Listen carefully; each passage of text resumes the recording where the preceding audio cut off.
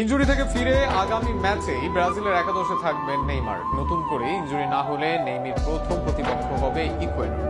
এদিকে পিঠ দেওয়ালে ঠেকে যাওয়া ব্রাজিল শক্তিশালী একাদশ নিয়েই ইকুয়েডর ও প্যারাগুয়ের বিপক্ষে মাঠে নামছে। সেক্ষেত্রে ব্রাজিলের সম্ভাব্য একাদশ ও ম্যাচের সূচি নিয়ে বিস্তারিত থাকছে। ৮০ বলেও আশা হচ্ছে না নেইমার জুনিয়রের, কেননা কোনো বাধার কারণে জাতীয় দল থেকে দূরে থাকতে হয়েছে তাকে। তবে নতুন করে ইনজুরিতে না পারলে ইকুয়েডরের বিপক্ষে নেইমারকে নিয়ে মাঠে নামবে ব্রাজিল। এদিকে নতুন কোচের আন্ডারে ইনজুরি থেকে ফিরে গোলবারের দায়িত্ব নেবেন এলিসন বেকার। সেন্টার ব্যাক পজিশনে এসিএল ইনজুরিতে এটার মিলিটাও, তবে তাতেও ব্রাজিল দলের অপশনের অভাব নেই কোনো।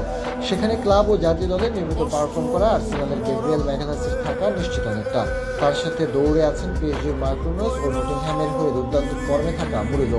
দুজনের একজন সুযোগ পেতেই পারেন, তবে অভিজ্ঞতা ও ফর্মে এগিয়ে রাখবে পিএসজির মার্কুনোসকে। লেফট ব্যাক পজিশনে আবনার এবং কায়ো হেনরি